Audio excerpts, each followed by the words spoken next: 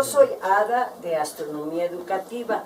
Ya muchos de ustedes me conocen, pero no conocen a Álvaro, que es mi hijo. Sí, lo conocen, pero no en este programa. Álvaro es mi hijo y es el fundador de Astronomía Educativa. Astronomía Educativa acaba de cumplir 24 años. Bueno, vamos a cumplir 24 años. O sea, ya tenemos tiempo. Todas las cosas tienen su historia. Yo voy a platicar una parte de esa historia. Luego y yo también voy a platicar parte de la misma. Otra parte de la historia. La historia dice, hace muchos años, como por los 80, nosotros estábamos en la Sociedad Astronómica. Por lo que haya sido, nos salimos de la Sociedad Astronómica y un compañero nuestro llamado Miguel se salió de Miguel Orbe Quesada. Miguel Orbe.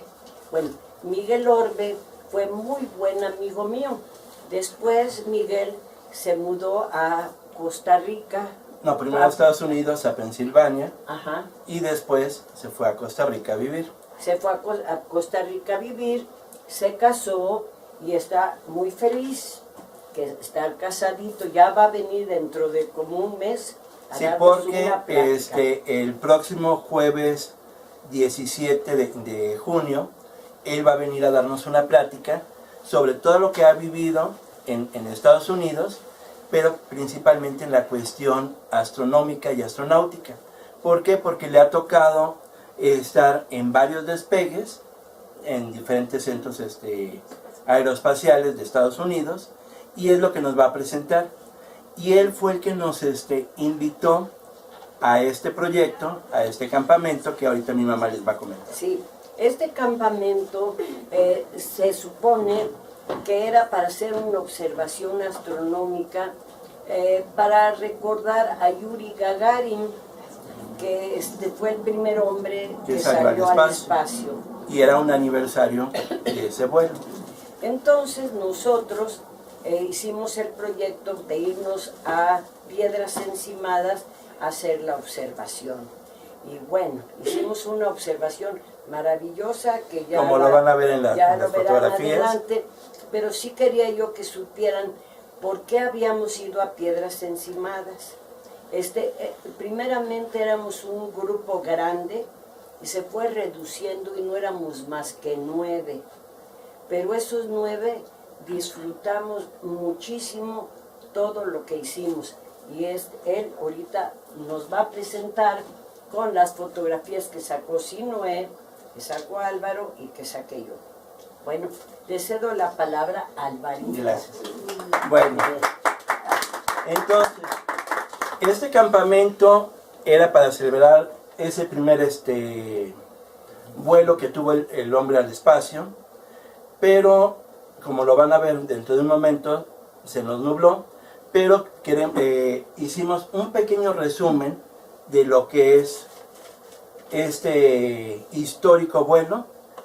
Empezamos para que lo podamos ver, si gustan apagar las luces. Bueno, aquí como dicen, Yuri Gagarin se convirtió en la primera persona que viajó al espacio. Y su viaje nada más fue darle una vuelta alrededor de la Tierra. En ese entonces era algo muy muy difícil, muy especial, y fue en una nave espacial Vostok, el día 12 de abril de 1961. Casi un mes después, como estaba lo que era la Guerra Fría, Estados Unidos, bueno, Yuri Gagarin era soviético, y como tenía la Guerra Fría contra Estados Unidos, trataron de hacer o tratar de igualar esa hazaña, pero con Alan Shepard.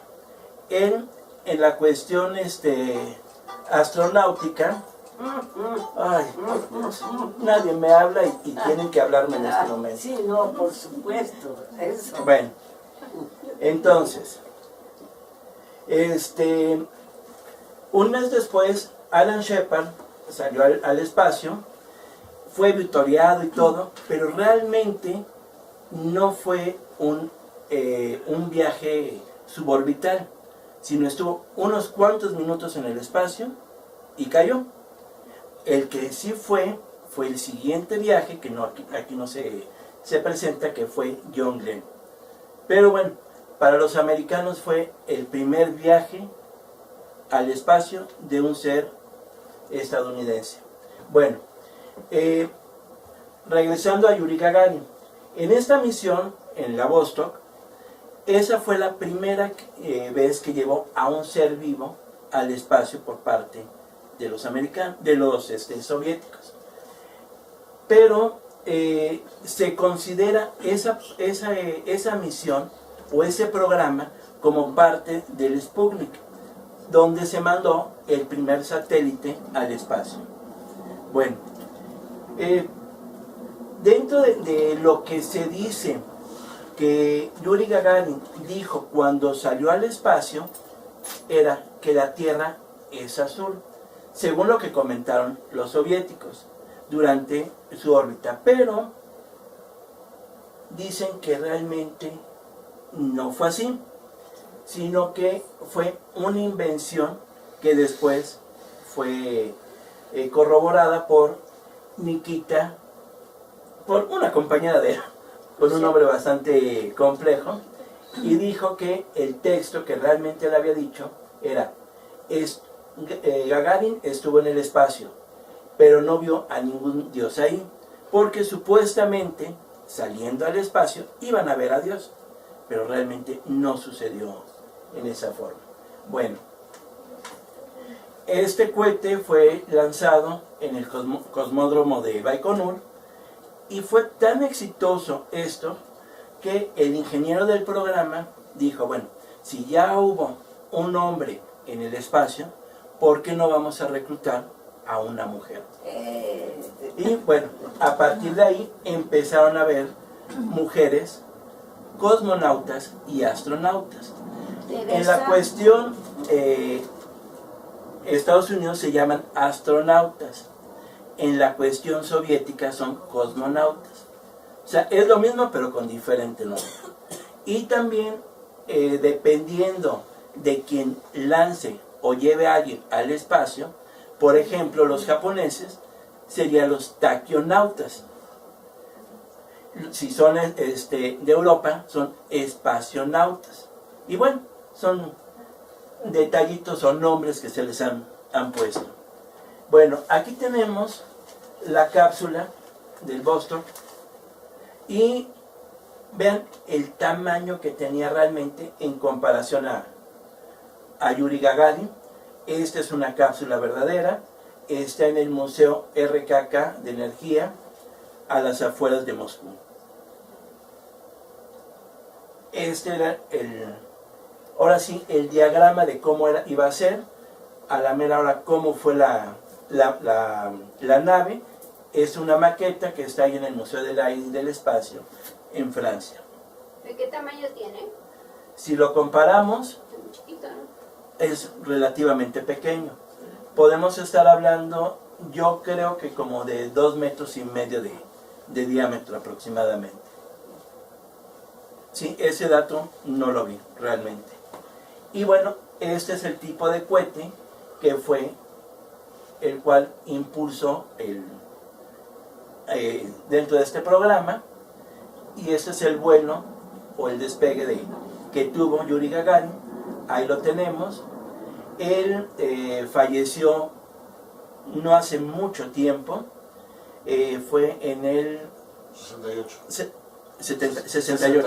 En el 68. 29 de marzo 68. Exactamente. Él falleció en un accidente. Yo sabía que había sido automovilístico. Hace rato lo estuve leyendo y no fue así. Fue en unas pruebas que él estaba haciendo en un avión de caza. Bueno, ahora vamos al lugar donde fuimos a hacer la observación, pero las condiciones no fueron las ideales. Este lugar, que se llama Piedras Encimadas, está en el municipio de Zacatlán de las Manzanas.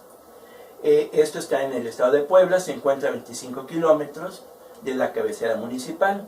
Bueno, aquí es una zona muy muy especial en donde se sabe que todas estas rocas que vamos a ver más adelante han sido labradas por el viento, aunque muchas veces dicen que ha sido por seres extraterrestres o por diferentes cuestiones, pero es un lugar muy simpático, muy enigmático, es muy grande, como lo ven ahí, tiene aproximadamente un tamaño de 2000 hectáreas, que es algo realmente grande, de los cuales 300 están en propiedad del gobierno municipal y son las que se están utilizando para el turismo, que es lo que nosotros donde estuvimos.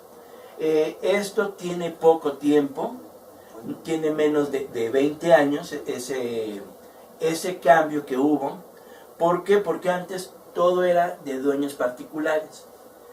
Pero como no había un progreso como tal en la zona, el gobierno entró, les ayudó, se hizo dueño de este lugar, pero toda la gente que está trabajando en la cuestión turística son codueños de ese territorio que tiene el municipio. Ya llegamos. Bueno, esa es la entrada al Valle de Piedras Encimadas, pero así no se vio cuando llegamos. Esto es cuando salimos. Ahorita van a ver. Porque cuando llegamos no se veía ningún letrero, no se veía nada de nada. Ahí está. Ese era nuestro paisaje. Y este paisaje, estamos hablando que eran las 4 de la tarde.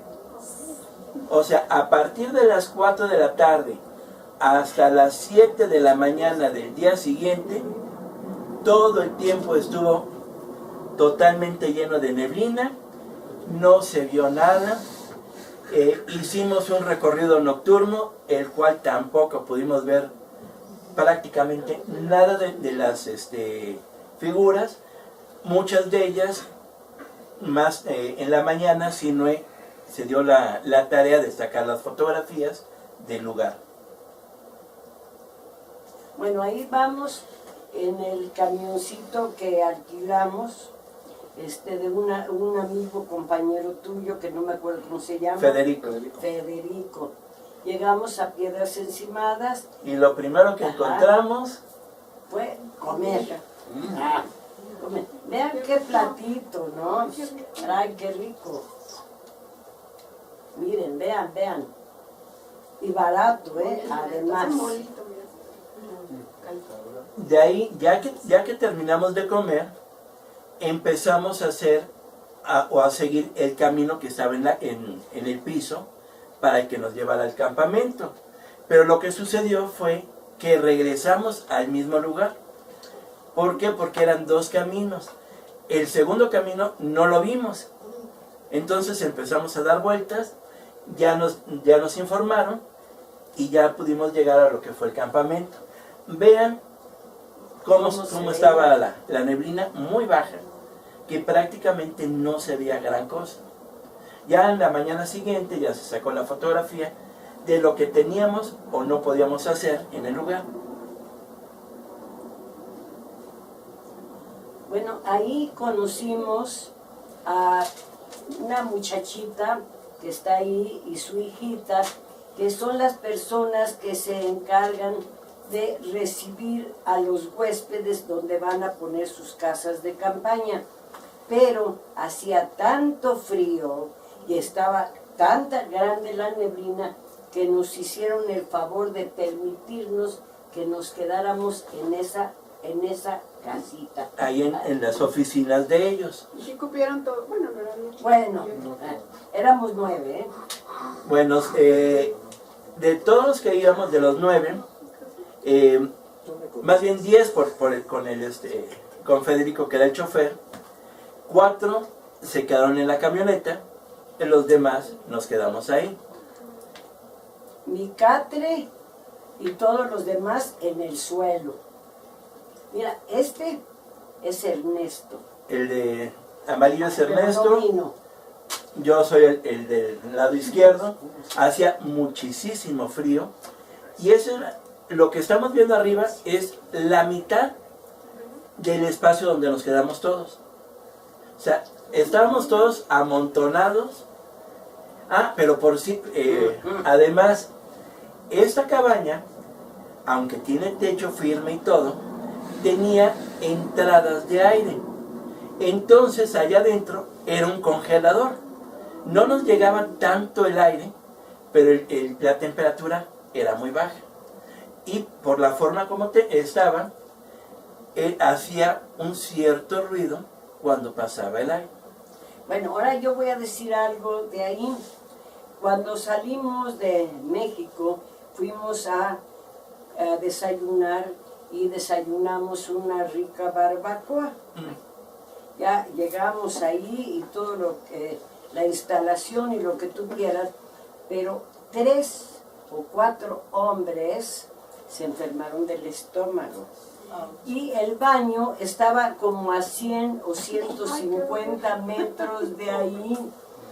Bueno, para salir de la casa de campaña, nada más imagínense que hay que brincar 5 personas que están durmiendo. Si Noé fue uno de los que le tocó ir al baño, tuvo que irse sin zapatos, porque no pudo encontrar los zapatos porque estaban debajo de alguien, ¿no? ¿Los había agarrado a tu hijito? Sí, yo los había agarrado. Sí, imagínate. Bueno, aquí ya al día siguiente, después de las 7 de la mañana, empezó a abrirse la neblina, y fue cuando ya empezamos a ver todo lo que es el paisaje. Esta es la cabaña donde nos quedamos. Desde la misma cabaña se sacó la fotografía, el área de campamento, y hasta acá estaba el baño. Ay, pobre. O sea, bastante retirado. Entonces no nos fueron a cenar y a dormir. Prácticamente sí, pero pudimos hacer un recorrido bastante interesante ya de día, y vimos este tipo de, ahora sí, de majestuosidades que hay en el lugar. Bueno, una cosita, fuimos en la noche con el papá de la chavita que nos prestó la cabaña a hacer un recorrido. Caminamos en esa total oscuridad, pues como no 2 sé, horas más o como menos. 2 horas. Entonces yo pregunté, porque nos dijo que nos iba a llevar una cueva oscura, que si no nos daba miedo. Y dijimos, no, claro, vamos, perfectamente. Hubo un momento que nos paramos a descansar y le pregunté, oiga, ¿cuánto tiempo falta para llegar a la cabaña, a la gruta? 1 hora, 1 hora y media. Y dije, yo me regreso. Imagínense con ese frío, ¿no? Ya, entonces, pero todos nos regresamos, pero fue un paseo, pues también bastante bueno, ¿eh? Ahora, vean cómo están labradas todo este tipo de rocas. Son rocas sedimentarias que tú las tocas, no se deshacen, pero sí son muy frágiles, son muy porosas. Inclusive hay algunas de ellas ¡qué barbaridad! que son gigantes, las cuales consideran que tienen aproximadamente 10 toneladas, pero uno las puede tocar con mucha facilidad y moverlas. Ninguna de esas las sacamos ahorita, porque no llegamos a ese lugar. Pero es una zona muy grande, muy extensa y muy interesante.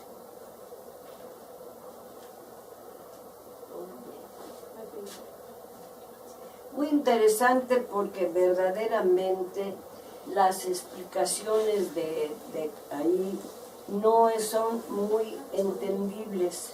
En un sentido, ahí debe haber habido mar,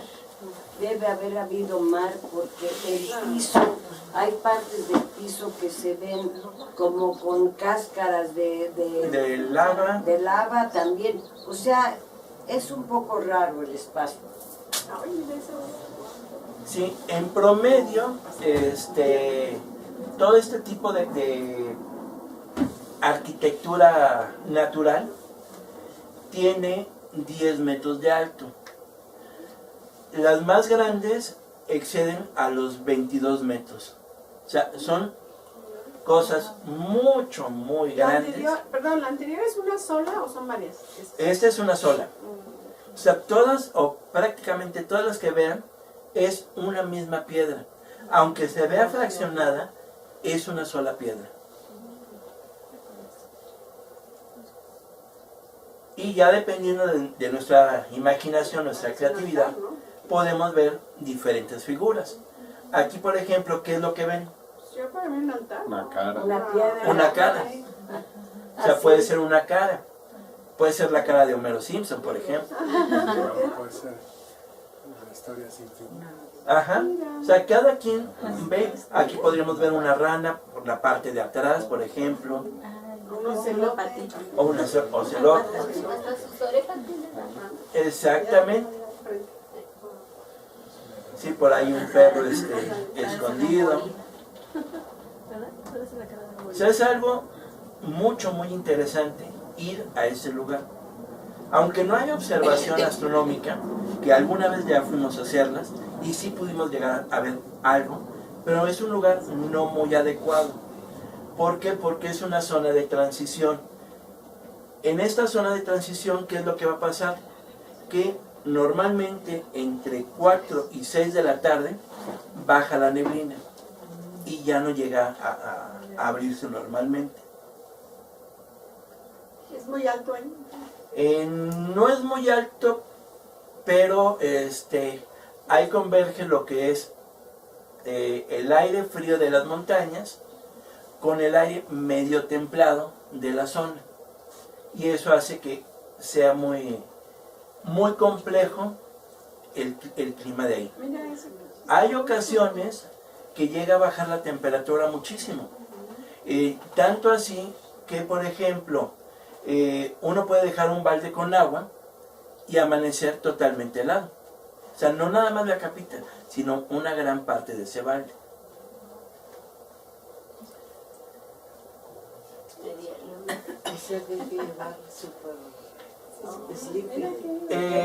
Pues sí, si vas a acampar, sí es recomendable llevar un buen sleeping bag. Ahí tenemos un elefantito. Ah, sí, cierto. Sí. ¿Es agua eso que se ve blanco abajo? No, esas son diferentes piedras que están ahí y esa es parte del campamento que está. La piedra está afuera del campamento. Ah, mira, esa es una cara de perfil. Ajá. Wow. Serán antepasados del lugar. Nosotros conocimos este lugar. Bueno, aquí estoy casi donde está una de las rocas más grandes, que es la que vamos a ver dentro de un momento. Y lo que vemos ahí en medio, al final, ese es el restaurante o la zona de comida. Este lugar nosotros lo conocimos allá por 1985-86, porque por coincidencia Miguel Orbe nos comentó del lugar y fuimos a conocerlo. Posteriormente hemos ido a estos lugares. En una de las ocasiones llevamos a un grupo del Colegio Nacional de Artes Plásticas a hacer Fotografías. sí, a hacer fotografías de la zona, y fue algo bastante motivador para los muchachos. Vean el tamaño de mi mamá, que es la de blanco, Sinoé, que es el del pantalón blanco, y Federico, que es nuestro chofer, que está en la parte del lado izquierdo. Vean este pedazo del valle con respecto a las piedritas que están ahí junto. Estos puentes no existían hasta hace algunos cuantos años.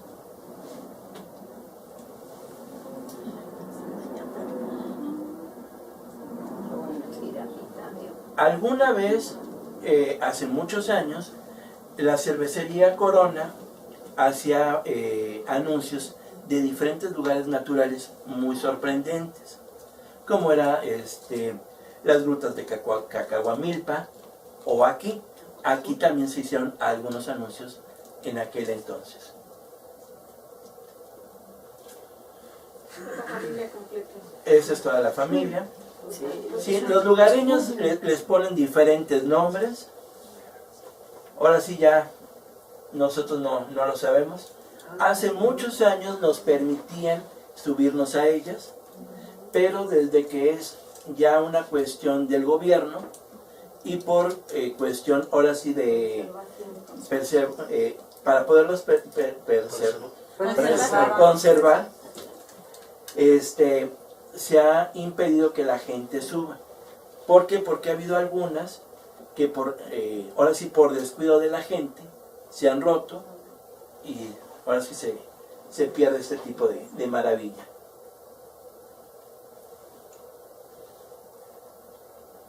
Y si se fijan hay muchísimas por todas partes.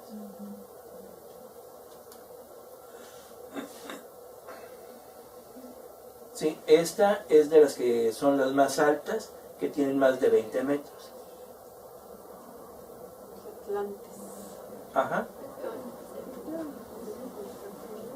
Y con todo y todo, el cielo no estaba muy despejado, que digamos. Pero qué bonito. Entonces ahí conviene ir muy temprano y regresarse a las 3 de la tarde. Exactamente. Más bien, no muy temprano, alrededor de las 8 o 9 de la mañana es la hora adecuada, hasta las 3, 4. Porque después, normalmente llega la neblina. Hay muchos líquenes y, por ejemplo, vean, esto es parte del piso. O sea, son piedras que pudieron haber sido parte de lava. Porque es lo que nos estaban comentando, que por ahí hay algunos volcanes que dejan fluir esa lava. Hay varias teorías. Se piensa también que esas esculturas fueron parte de esa lava volcánica, pero por la erosión se fueron rompiendo y fue bajando o subiendo más bien el piso con todos los sedimentos que volaban por ahí. Parte de los riachuelos.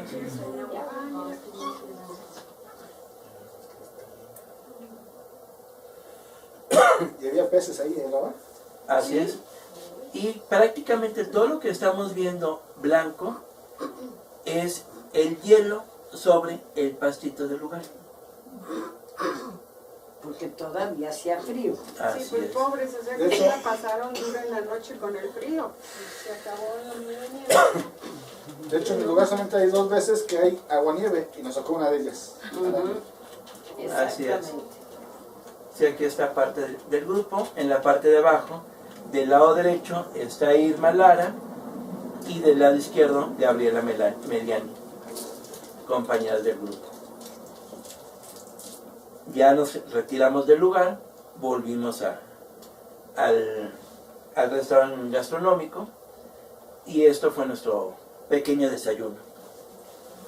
Pobrecitos. Hay humildemente. También nos acompañó Juan Carlos, que está aquí con nosotros. Por favor, lo de abajo te toca. Bueno, esa fotografía es de una chamarra de motociclista, porque yo estoy haciendo una especie de colección de fotografías de chamarras de motociclismo. Alguien del grupo... ¿Por qué? Porque mi mamá fue pionera del Es motociclismo. Bueno, es pionera del motociclismo femenil en México. Entonces, como conoce a muchos grupos, hay grupos recientes que no conocen y por eso está empezando a hacer esa colección de fotografías. Pues ahí se ve muy chiquita entre tanto grandulón. Pero, ¿Son mijita, motociclistas? no es eso. Hoy estábamos hablando de eso. Ellos harán grandulones, pero yo cada vez estoy más chiquita. Sí, en todas las Ya no fotos te salgo bañes, te estás enanita, mija. ¿Ellos quiénes son los motociclistas? Sí. Sí, son motociclistas de este club que es de aquí de la Ciudad de México. ¿Andaban allá? Se fueron allá a desayunar y después se iban a regresar a México. Aquí que ya vamos de regreso para ir ¿a dónde? Zacatlán. Exactamente. Ese camioncito hace un paseo como de 1 hora por todo el valle, pero nosotros ya no tuvimos tiempo de subirnos al camioncito. Y esto es Un laberinto. un laberinto. Sí, resulta que como es una zona totalmente turística, hay diferentes atractivos. Aparte de lo que son las piedras encimadas, hay laberinto, hay recorridos, Tirolesa. hay tirolesa, alquilan caballos, y ahorita van a ver algunos de los servicios que hay, y todo se contrata entrando al lugar. Si esto es parte ya del camino de regreso, seguimos encontrando una gran variedad de rocas. Los caballos, sí. Así es. También alquilan bicicletas para dar recorridos. O sea, es un lugar muy bonito, muy interesante, y hay muchas actividades que se pueden hacer. Y no son costosas. ¿No encontraron o los lugareños no han visto cuarzo en el lugar? Nunca, no nos dijeron nada. ¿De qué? Sí, de cuarzo, que sí han encontrado. Tengo una observación porque ahorita que estamos comentando del origen de estas piedras, Ajá, yo entiendo que la volcánica, la piedra ígnea, pues tiene más consistencia mineralógica, ser más metaloide que caliza. ajá, Y veo que esas piedras es al revés, es más caliza que metaloide. así es. Entonces, como que me choca un poquito el criterio de esa volcánica, me quedo pensando si no, aquí hace mucho tiempo, realmente esto fue parte de un fondo marino o un afluente, que también es muy posible. Tú sabes que como que la corteza se va moviendo y tiene Claro. que subir, entonces pues, tenemos posiblemente una huella de un afluente antiquísimo. Así es. Sí, realmente nos estaban comentando que han ido geólogos, se ha hecho una investigación bastante exhaustiva por parte del UNAM, pero todavía no le han llegado Conclusiones. a dar una conclusión real de por qué se han formado y ese tipo de suelo que tienen también. Sí, y estos muchachos que venían en las motos, nada más venían en pura Harley, motos pequeñitas. Pero bueno, entonces de aquí hicimos o pasamos al siguiente lugar, Chignahuapan. Que más bien, primero llegamos a Chignahuapan y después nos fuimos a Piedras Encimadas. Pero como esto era de Piedras Encimadas, por eso empezamos con un movimiento un poquito estratégico. Bueno, Chignahuapan es un municipio también de ahí de Puebla y es conocido por la Basílica de la Inmaculada Concepción. Ahí hay una virgen muy muy grande que ahorita van a ver el tamaño comparativo contra una persona en fotos posteriores. Pero de piso a techo la iglesia tenemos a la Virgen. Bueno, aquí pueden ver el tamaño de 2 personas. Y esas personas se estaban casando cuando llegamos a la iglesia. Además. Y otro de los atractivos es la parroquia de Santiago Apóstol, por todo el tipo de madera que tiene y los colores tan llamativos, al igual que el kiosco que vamos a ver. Y es un lugar también muy importante para, o fue muy importante por una persona cómica que nació ahí, que ahorita vamos a ver quién fue. Oye, ¿Es pueblo mágico? ¿O Es pueblo mágico. por cierto, por ahí la oportunidad de quién talló esa maravilla. No vimos. Si eso tendríamos que Como vi abuela, no investigarlo. nos podemos acercar. Sí. Sí, no es una iglesia muy grande, pero sí tiene cosas muy llamativas, muy interesantes. Es la entrada. Y vean el interior, el techo que tiene. O sea, es muy, muy atractiva la iglesia. La Virgen. Y vean el tamaño de la Virgen. O sea, es algo impresionante. Nuestro compañero que nos llevó, Federico, él había ido ahí nosotros no teníamos ni la más remota idea que íbamos a ver. Y nos dijo, van a sorprenderse con el tamaño de la Virgen que hay adentro de la iglesia. Y realmente es algo impresionante. ¿Es de madera todo? Es de madera La luz que se nota abajo, perdón, disculpa, atrás, en la cabeza y en... toda es luz natural. Ok, entonces debe tener una tendencia barroca. Ajá. Porque el barroco lo que hace es que la luz, si tú ves los cuadros barrocos, primero la luz principal es la de Dios, Ajá. del Hijo a María y de María al mundo. Ese es el principio del barroco. Entonces se ve que ahí está, tiene un principio barroco. Así es.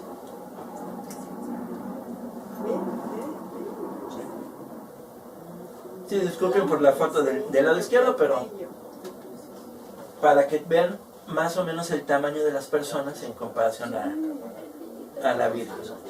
O sea, es algo impresionante, ¿eh? Qué bonito niño, ¿eh? También la Virgen que cara. Sí. Hay cuadros por todas partes, muy bien, muy bonitos, muy bien hechos. En la parte posterior, adentro, más bien en la parte de adelante de la iglesia, cuando uno entra, podemos encontrar algunos emplomados, lo que es la pila bautismal. ¿Y quién eres Ángel? ¿El arcángel Miguel o quién eres extraño? No sé, Debería de ser porque entiendo. ahí sí, no lo sé. Es muy probable, ¿eh? Sí.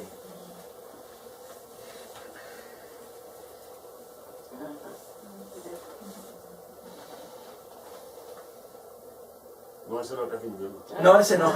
Ese es Juan Carlos, ¿eh? Ay, no, esto se hace acá y no te viste. Aparecí de repente. Sí, es una panorámica de todo lo que es la iglesia. Bastante grande, ¿eh? No sabe que existís. Ajá. Allá afuera. No, ahorita vamos a ver en la parte de atrás todavía. No está por adelante. Oye, ¿y se ha documentado, o ahí tienen documentada la historia de todo esto? ¿No es investigación? Es fascinante, ¿eh?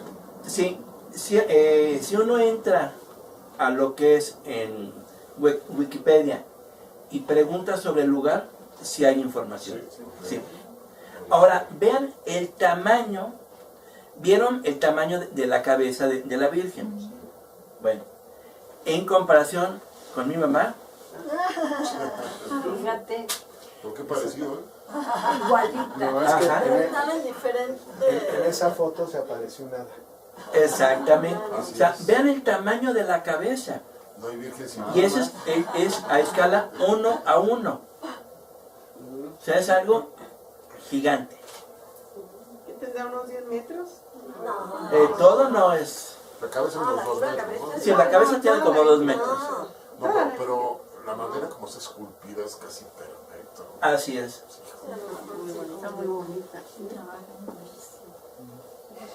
Lo que es el campanario, ya en la parte de afuera, y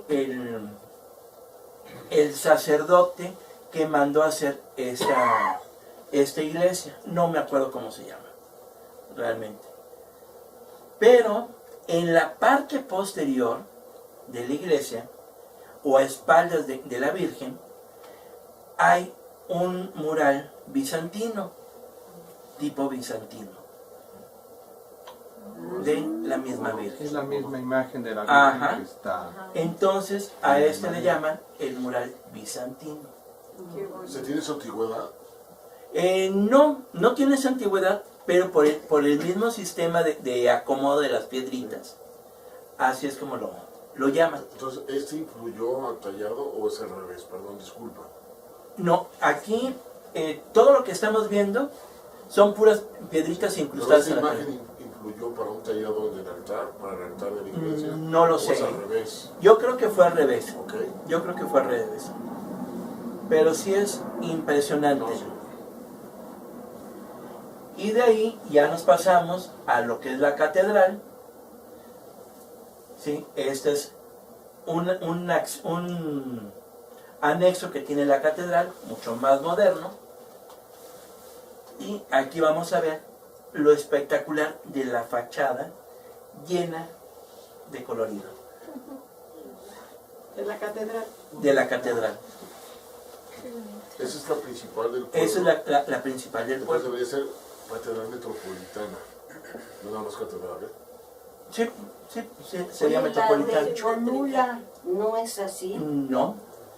Bueno, o sea, es churrigueresco mexicano, la de Tonancintra. Tonacintra, sí. Tiene un cierto parecido, nada más la fachada, porque el interior es No, es diferente. totalmente diferente.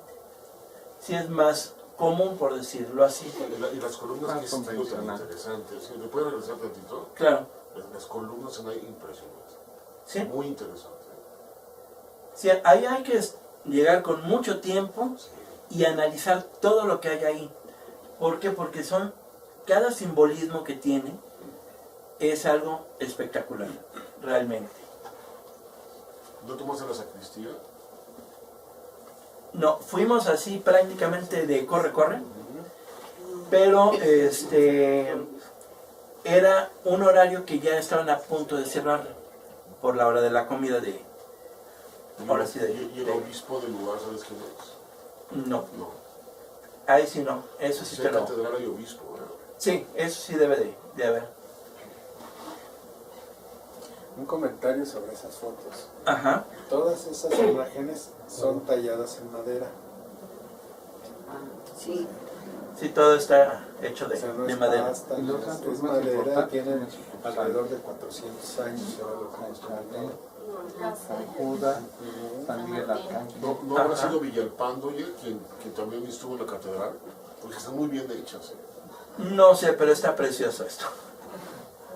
Mira, Un hada con alas. Así Ahora sí, Me salieron alas. ahora sí te vi las alas. es. Ahora sí, qué están las bonita alas. vista, qué bonita foto tomaron de la catedral del lado. Ajá. Y donde fue sacada fue junto de lo que es el kiosco. Pero es un kiosco también muy espectacular. Solamente yo he visto parecido aquí en México, en Santa María la Ribera. Un kiosco Kiosco morisco. morisco. Exactamente. O sea, vean lo bonito del mismo. Y tiene una cosa curiosa. Tiene, adentro del kiosco hay una Hay fuente. una fuente lo que está. Así es. Ajá. Se acaba. Sí, ¿Hay una qué? Hay una fuente. Una fuente. ah, Es más bonito este que el morisco. Sí. Vean los detalles. También es de origen árabe. Sí, sí. Pues sí, es totalmente árabe, pero es algo muy, muy bello.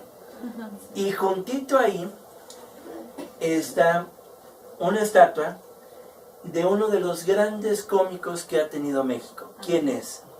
Que no es Cantinflas. No, Y les voy a dar una pista, que ya sé que me van a decir que no saben. No sé, puede ser, a lo mejor quién sabe. No es esa. Bueno, la pista. Casi toda la filmografía que él y otra persona junto de él hicieron, los scripts los hacía Chespirito. Ah, sí, es cierto. Ajá. ¿No? Se comparaba Una capulina. exactamente. Gaspar Enaine. Ahí nació Capulina. Gaspar Enaine Yo Capulina. sabía que era regiomontano, ¿no? No, Tuve el gusto de conocerlo. pues él nació ahí en Chignahuapan. Y de hecho su mamá también. Así Hijo es. predilecto de Chignahuapan. Poblano. Ajá. Y también este lugar es muy visitado principalmente en diciembre. ¿Por qué creen? Por la iglesia de la... No, no. ¿Qué es lo que ponemos en los árboles de Navidad? Mira. Es Ahí es donde fabrican. donde fabrican la gran mayoría de las esferas de Navidad a nivel nacional. Y hay de todo tipo de Tipo con de luces y esferas. sabores. desde pequeñitas para aretes hasta grandes esferas. Aquí en este lugar, lo que nos estaba comentando Sinue, que empezó a sacar fotografías y lo corrieron. ¿Por qué? Por los pirataje diseños. que podría haber sido. Por Exactamente. espionaje industrial. Ajá. ¿Saben? Algunas de ellas. Pues sí, pero así es. O sea, es un lugar muy, muy bonito y todo el año están fabricando y vendiendo esferas. Y por todas partes hay diferentes Y muy baratas, ¿eh? y muy baratas. Y el chapulín colorado. Y literalmente tienen las auténticas esferas del dragón de Dragon Ball. Así es. Aquí está el dragón con sus 7 Con esferas. sus Y esferas. cada esfera tiene su estrella, ¿eh? Ajá, así es. Bueno. Ah, ¿De qué hacen las esferas? La de abajo. Vidrio. Bueno, ahora sí, después de que salimos de lo que fue Piedras Encimadas, llegamos a la cabecera municipal, que viene siendo Zacatlán de las Manzanas. Zacatlán de las Manzanas, que realmente su nombre verdadero es Zacatlán, hasta ahí. Es por medio es un nombre náhuatl que significa zacate o paja. Pero haciendo ya bien la traducción, sería el lugar donde abunda el zacate. Pero ¿por qué le llaman Zacatlán de las Manzanas? Porque es un lugar donde se cultivan principalmente manzanas. Y es el sustento económico del lugar. En el verano es donde hay la manzana. Exactamente. Entonces es un lugar grande. Es a nivel nacional, si mal no recuerdo, son 132 pueblos mágicos. Y en Puebla hay 35 pueblos mágicos. Este también está considerado como pueblo mágico. O sea, hay muchos lugares muy bonitos. Pero también algo bien interesante del lugar, y que es conocido, es porque ahí está la fábrica, o la primera fábrica, de relojes monumentales que hubo en el país. Y creo que es la única que hay en el país. Es tan grande esta fábrica que han hecho, o están reconocidas que han hecho diferentes relojes a nivel mundial. Hay desde pequeñitos hasta gigantes. De los que nosotros conocemos habitualmente es el del Parque Hundido. Ese, ellos lo hicieron. Las mismas personas que hicieron ese mismo reloj, ahorita van a ver uno que tienen en el centro de Zacatlán, y el reloj monumental que está ahí en Pachuca. Bueno, y bueno, esta fábrica, como por ahí se pudo haber visto, voy a la anterior, tomó el nombre de Centenario porque cumplió en el año 1921 100 años de existencia. O sea, imagínense la tradición que tiene. en 3 años son 200. Ajá. Los 200 años. Exactamente.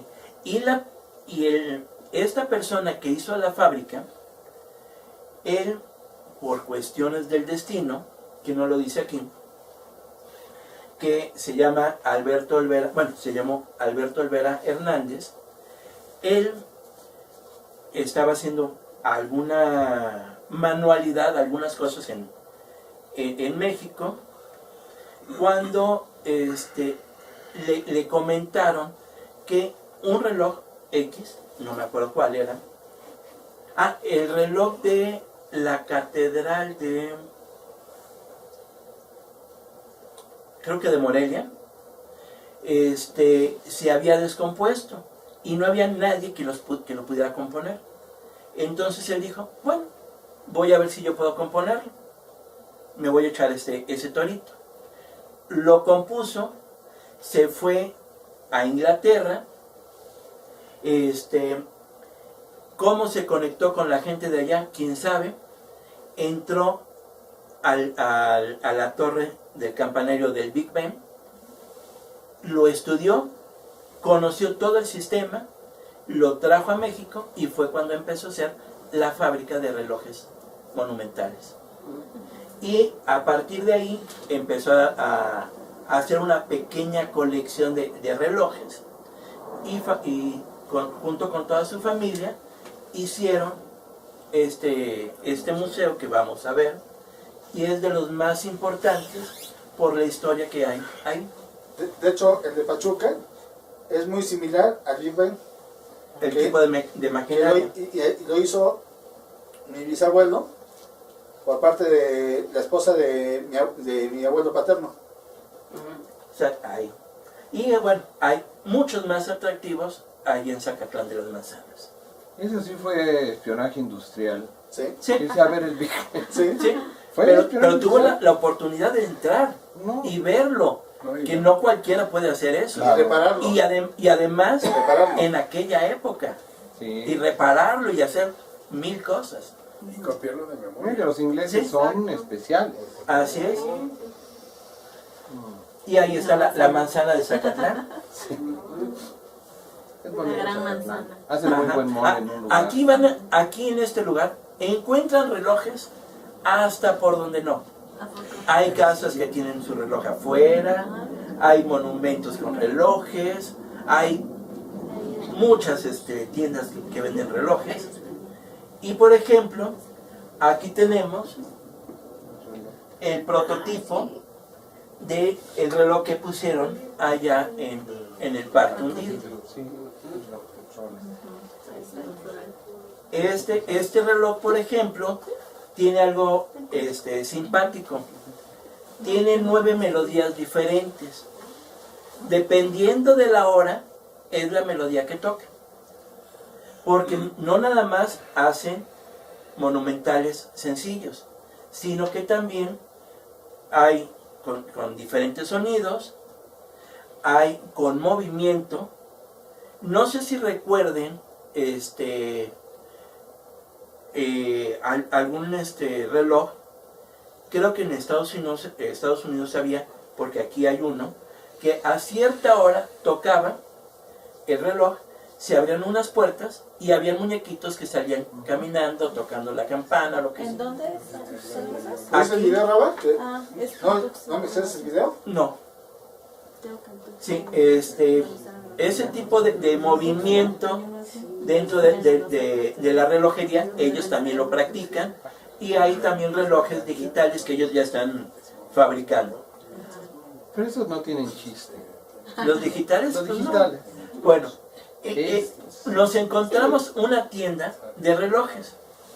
No sabíamos nada de ahí, de tanto. Nos dijo Federico, hay tiendas de relojes, aquí se fabrican los relojes y es el lugar de los relojes monumentales. Pero hasta ahí. Pero llegamos a una tienda que son los relojes Olvera y nos encontramos, es un lugar pequeñito realmente, pero nos encontramos relojes muy sofisticados y muy antiguos.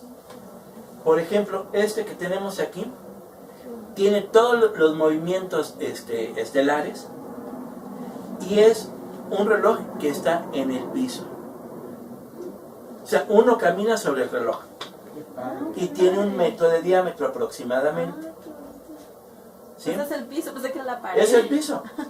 ¿Y si te dejan tomar fotos ahí? Tú puedes sacar todas las fotos que quieras. No te corren. No te corren ni nada. ¿Puedes pisar Y se hace el el reloj? reloj. Sí, se lo puedes pisar. Si me puedes conectar porque alguien lo desconectó, porque ya me estoy quedando sin pila. ¿Quieres luz? Bueno, ¿Ya? ya. Ahora, por ejemplo, vean, es raro, yo no me acuerdo por qué era así.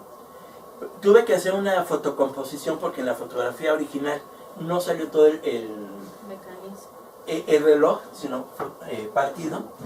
Este es todo el mecanismo el cual hace que funcione No sé cómo es la forma, pero esto es lo que hace y hace que suenen las campanas. Ajá.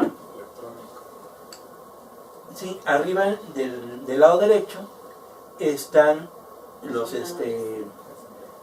ahora sí, el señor Olvera y el papá, que es el fabricante de todos los relojes monumentales. Y aquí empieza la pequeña colección. Son grandes relojes monumentales. Y hay unos muy antiguos. Este es de 1883. De contrapesos. Todos son de contrapesos. Maquinaria muy precisa y muy bella. El del lado izquierdo 1885. El del lado derecho no se sabe ni dónde lo hicieron, ni cuándo lo hicieron, ni nada. Pero es algo muy interesante. El del lado izquierdo es francés.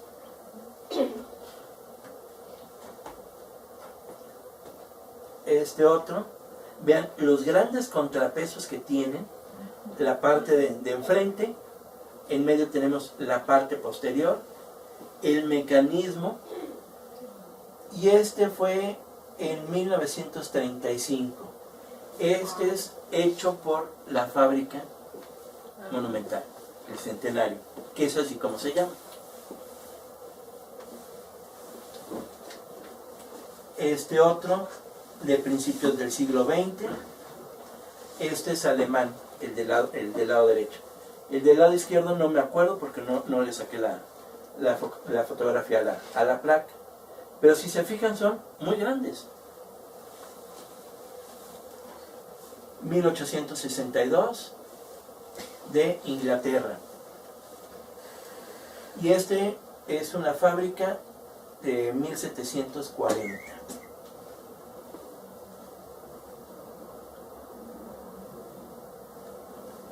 En 1881 es alemán. Vean qué bonitos diseños y la maquinaria que tiene.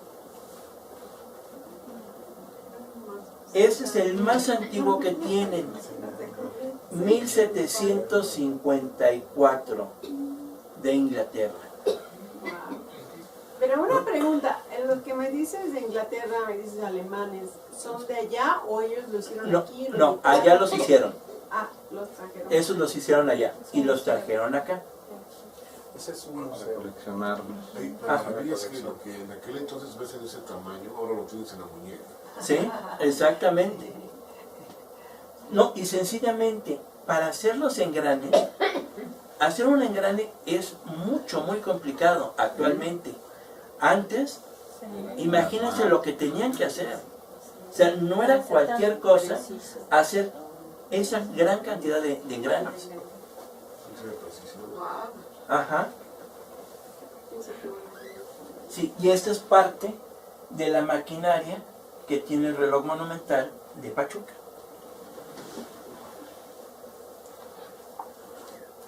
¿Todo eso está en el museo? Eso está... No, es en una tienda. Es la tienda. Es una tienda. Es una tienda que te vende unos cuantos relojes nada más. Pero tiene la parte de arriba y parte de Bueno, de hecho, de exhibición. todos están a la venta. Todos están a la venta. Sí. Eso sí no lo sabía. La cosa es llegarle al precio. Bueno, El más económico estaba en 250,000 pesos. bueno, A llevar. ahora, esta ya es la fábrica de los relojes Centenario. Pero lo interesante de esta fábrica, que esta bonita fachada viene siendo la parte de atrás del lugar, del edificio. Por ahí tú entras a lo que es la tienda de relojes, Más bien ahí es la salida. que viene siendo la salida de lo que es el museo y de lo que es la fábrica. Porque la entrada, ¿cómo creen que sea? Un reloj. Un reloj. Esto Ay, no. es la entrada del museo y de la fábrica. O sea, como que no hay una lógica, pero así es. Para los rateros, es que bueno que...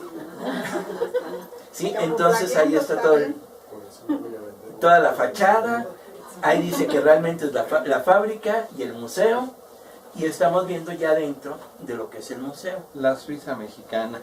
Si nosotros hubiéramos llegado entre semana, hubiéramos visto a la gente trabajando. O sea, está abierto los 365 días. Como fuimos el fin de semana, nada más nos enseñaron las instalaciones. Y de ahí pasas a lo que es el museo. Son las campanas. Vean para dar los tonos. las pequeñas campanitas. ¿Se hace algo? Esto son manecillas. O sea, son manecillas de 2 y 3 metros aproximadamente. Y todo lo hacen aquí. Es una fábrica realmente pequeñita. ¿Qué tan pequeñita estamos hablando? Podemos estar hablando del área que tenemos aquí hasta la tienda de acá atrás. O sea, esa área nada más. Es el lugar de fabricación. Que es muy, muy pequeña. Sí, ya los sistemas por allá del lado derecho, ya los digitales que están también fabricando. Y de ahí empezamos, salimos de la fábrica, subimos a una escalera y viene siendo lo que ya es el museo. Hay de muchos estilos, hay chiquitos, hay grandotes, hay mecánicos, hay solares, hay de todo. Por ejemplo, obviamente es difícil tener los originales, pero tienen estos cuadros. Por ejemplo, un cuadrante solar egipcio, que era como medían el tiempo, Stonehenge, que todos nosotros lo conocemos, por lo menos en fotografías. Sí. Excepto, creo que sí ha sido a Stonehenge, ¿no? Claro. Y esos son los círculos y todo. El único afortunado. No, afortunado, sale carito ir. No, pues sí, eso sí. Que nos enseñe sus fotos. Así es. Bueno, un cuadrante solar hindú, obeliscos, lo que eran tipo babilónicos, relojes solares. O sea, el museo no tiene un área muy grande, pero tiene cosas muy interesantes. Por ejemplo, el siguiente reloj se llama el reloj universal. Porque tiene tantos engranes, tantas cosas, que te demuestran lo que es el movimiento del sol y de la luna, como lo tenemos en la parte de abajo, lo que son las constelaciones, el zodiaco, lo que es ahora sí, diferentes cuestiones, tanto astronómicas como no astronómicas, pero es muy muy interesante. En por desgracia, no se puede ver la parte de atrás, por eso no se le pudo sacar fotografía, pero debe ser un sistema muy complejo. Otros de contrapeso, y son contrapesos muy pesados,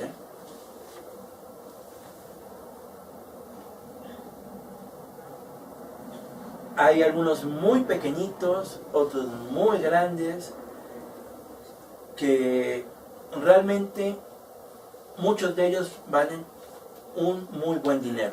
Bueno, pues hay unos son de bronce, ¿no? Sí. Sí, los que están arriba son de bronce. El que está abajo, el cilíndrico solar, ese es totalmente de madera, está graduado. Ese, por ejemplo, yo siento que es dependiendo de la época del año, tiene uno que poner lo que es el estilete para que nos dé las diferentes cuadraturas u horarios. Hay relojes de arena, hay unos que normalmente uno diría, eso no es un reloj, pero con las velas medían, o con el aceite. un péndulo que le atribuyen a Galileo. Entonces hay cosas tan interesantes que tienes que estar mucho rato, por lo menos 1 hora y media, viendo todo esto. Y eso se me hace poco. ¿Por qué? Porque cada uno de los relojes que tienen trae su ficha. Y en esa ficha trae toda la descripción de cómo era, cómo funcionaba. Aquí ya no los puse porque no salían muy bien las fotos por un lado y hubiera sido muy pesada la presentación. Diferentes relojes de sol, muchos de ellos ya los conocemos,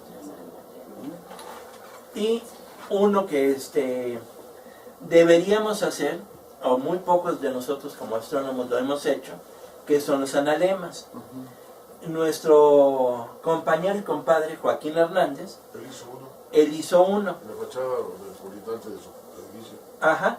Y además él estaba haciendo uno más, sacando la fotografía como le estamos viendo ahí, con una cámara Instamatic de hace 1000 años, pero resulta que se subieron al techo de su casa, estoy hablando hace muchos años, y le robaron la cámara. Y todo ese trabajo que él había hecho se perdió. Diferentes relojes. ¿Sabían qué cosas tan bonitas? Y los nombres que tienen también.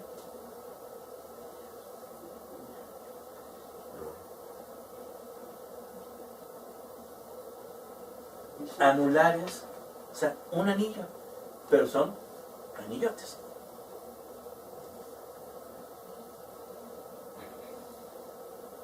Algunos muy creativos. Arañas. Ajá. Por ejemplo, el que está abajo, en medio, ese es muy pequeño. Ese tendrá aproximadamente unos 10 centímetros. Y era portátil. O sea, eran los relojes que ellos utilizaban como los relojes que utilizamos de pulsera. Diferentes tipos. Un reloj polar. ¿Alguna vez habían visto un reloj polar? ¿No? Yo tampoco, cuando lo vi. Qué extraño es. ¿Cómo funciona? ¿Quién sabe? Pero de que funciona, funciona. Ya algunos son un poquito más modernos, pero muy relativamente modernos.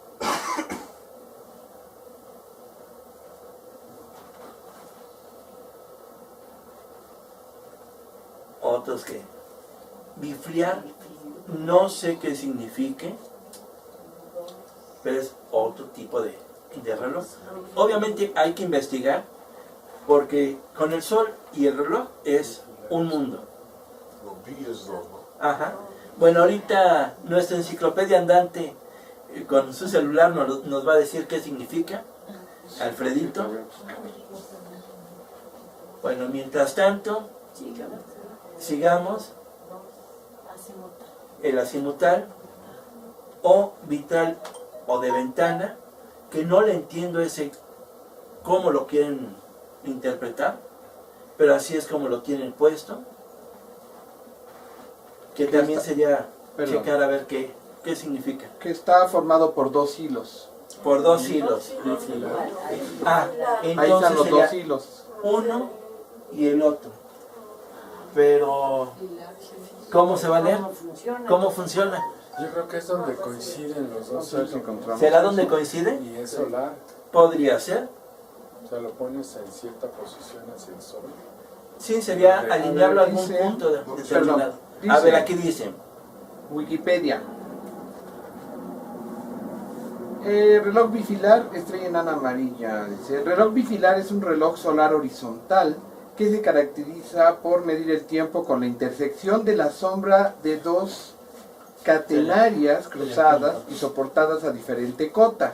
El reloj fue inventado y diseñado por el historiador y matemático alemán Hugo Michnik en 1922. La novedad del invento es que no necesita un gnomón para medir el tiempo. El primer viene diseño siendo el que esqueleto. realiza Mitnick en su histórico artículo emplea 2 barras o hilos tensos cruzadas ortogonalmente según las direcciones norte-sur y este-oeste, y emplea métodos de geometría analítica para obtener las ecuaciones del cruce de sombras y la escala horaria que se representa en el suelo. Posteriormente se fueron introduciendo variaciones. Una de las características más notables del invento de Mitnick es que la escala horaria se convierte en la de un reloj ecuatorial cuando las cotas de los hilos respecto al plano horizontal del reloj guardan una cierta proporción con el seno de la latitud del lugar. O Sencillo. sea, es muy complicado utilizarlo. Sencillo. ¿Mande? Santito. Ajá. Mira, si tú te fijas, tiene la forma de un elipse. Y sabes que los 2 hilos van formando los focos. Es lo que está sucediendo. Entonces ella aplica la ecuación del seno. ¿Y es horizontal? Y es horizontal. ¿Y Te eso van es? dando los focos. Es la explicación científica de cómo funciona. Depende de la ubicación del foco. Así es. En la práctica ya es más sencillo. Bueno, diferentes, Bastante interesantísimo. así es. Pues este museo es de física. Si te pones Sí. a analizar cada reloj, sí. Sí, es todo un mundo, ¿eh? Ay, qué padre. Sí, hay unos muy, muy, muy bellos. Y muy antiguos también. Y por ejemplo, estos son relojes de sol portátiles. Estos son pequeñitos. ¿Sí? Uno los abría y ya dependiendo de la sombra que te diera el listón o el hilo, es la hora que es. Obviamente hay que orientar.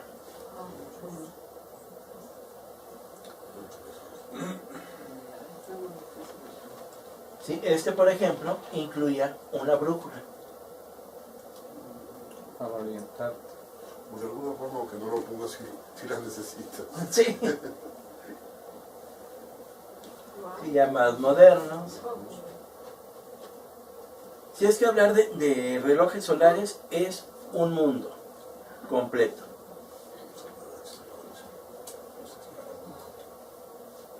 Y por ejemplo, todos conocen qué pirámide es esta. El castillo. El castillo de Chichén. Y es un reloj también.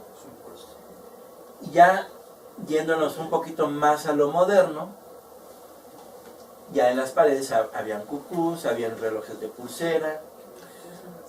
Los que están a la derecha arriba, esos son relojes de cadena. Los que traía uno en la bolsa con una cadena. Y están bien bonitos esos relojes, porque no dudo que sean de oro. Sí, son los que tú sabes, los abuelos. O los ferrocarrileros. Ajá. Y pues algunas piezas ya antiguas de algunos de los relojes que han compuesto. Bueno, después de aquí tomamos un pequeño tour para conocer algunos atractivos de ahí de Zacatlán y llegamos a esta parte que es muy antigua, es una ex hacienda, que ahí trataron de evangelizar ahora sí, a los nativos. Aquí hubo diferentes situaciones en donde podemos ver algunos impactos de bala de la época de la Revolución, y hay algunas pequeñas pinturitas no rupestres, pero nativas de nuestros antiguos abuelos. Parte de alguna pirámide que hubo, que utilizaban para realizarla. Y por allá abajo está Santa Claus. Sí, aquí hay Hacía frío. una de las pinturas. Y enfrente algunos vestigios de ollas, de obsidianas, de cosas que las están analizando, pero no hay nada así muy muy relevante todavía del lugar. ¿Y quién lo está haciendo? ¿Elina? Elina. Pero es, como nos estaban comentando, es algo muy lento, Sí. porque Elina va un mes y deja de ir 3 meses. 8 o 9 meses. Vuelve a ir y otro tal. O sea, por decirlo así, casi todo lo que se ha descubierto de ahí es por medio de los colonos. Los colonos son los que están aportando el dinero a un arqueólogo para que descubra esto. Porque Lina como que ya dijo, está muy bonita, pero no tengo recursos. Y al final los lugareños tienen un interés económico porque eso va a atraer más turismo. Exactamente. Ahí, junto del paredón donde estuvimos, hay un hotel, y lo que estaban comentándonos, que los del hotel son los dueños de ese paredón. No van a tocarlo ni nada, pero no es este paredón que este lugar es parte de ese hotel. El hotel. Ellos la son los que pirámide. lo cuidan, lo mantienen. Disculpa, ¿cómo lo mantienen? Limpio, que no haya hierbas, que no vaya a haber vandalismos. De proteger un poco de la erosión, quiero conservarlo. Y mira Sí. que sí son paredones. Ellos lo que ¿Cuántos están- metros te gusta que mida? Sí, es muy alto. Es muy Lo que- alto. Lo que ellos quieren es que se siga usando como lugar turístico, permiten que la gente vaya. Debería ser un techado como cacascla, debería ser un techado para protegerlo. Ay, muy alto. Pues sí. Ahora, hay una parte de ese mismo paredón que no saben para qué fue, pero por desgracia no hay fotos de ahí, pero parece que son como nichos donde había como una fortaleza de vigilancia para poder disparar, pero supuestamente era una iglesia, pero bueno, ahí sí quién sabe. Bajando por ahí, hay un río y está este puente que es muy antiguo, está bonito el lugar, y se llega a una de las varias cascadas que hay en esa zona. Es una cascada bastante grande, Catarata. no me acuerdo cómo se llama. Es ¿Sí? catarata. ¿Catarata? Sí. Ah, bueno, le llaman catarata, tal vez por los saltos que tiene. Si tú te fijas ahí, No se ve así como una catarata, se ve No, más como una cascada. Es una cascada Sí, es realmente. pequeña. Álvaro, si te fijas ahí muy bien en las rocas, Ajá, fíjate cómo van a tener un acabado muy parecido al de las sobre piedras, ¿te fijas? Ve en la fotografía del medio a tu derecha abajo, a tu derecha ahí, en la parte blanca, la parte lisa. Es a tu derecha y zona inferior ahí. Se empiezan a ver unas líneas gradualmente con el tiempo y fíjate cómo se alisan con la, Sí, con se la, van. con la afluente. Yo creo que hay una historia muy interesante con ese lugar de las sobre piedras, piedras encimadas. ajá. Sí, y también ahí en Zacatlán hay refrescos artesanales. Artesanales. Fábrica de sidra. Aquí, que sabe como a sidra, Es fábrica de sidra. es una fábrica de refresco artesanal y de sidra.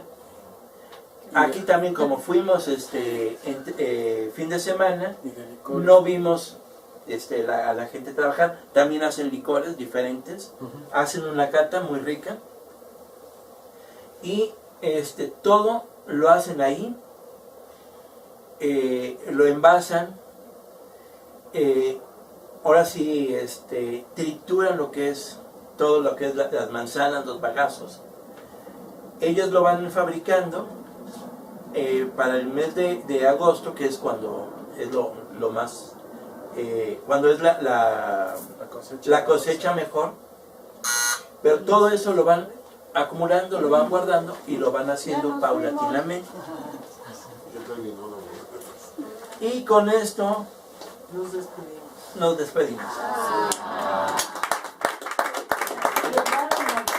Y esta presentación fue patrocinada por el gobierno del estado de Puebla. Nada más quiero... Bueno, Ah, es que es cierto, no es cierto. nada más fue un fin de semana, fue sábado y domingo.